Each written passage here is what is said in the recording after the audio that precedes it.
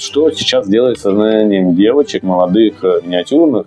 Вот это потреблятство, вечная нехватка денег и какого-то желания почувствовать эти блага человечества, которые везде и всюду, со всех сторон. А вот эта жизнь, которая вечно в том, что тебе всего мало и хочется от этой одежды, ты какой-то роскоши, перед кем-то выебнуться на улицу, чтобы тебя оценили по внешке. Это только от того, что идет недотрах. Вы даже не представляете, это единственная причина и проблема всего, к чему нас сейчас довели корпорации, которым выгодно, чтобы люди все меньше чувствовали, размножались, были фригидными, нечувственными и не хотели в себе что-то доразвивать, дораскрывать, доощущать.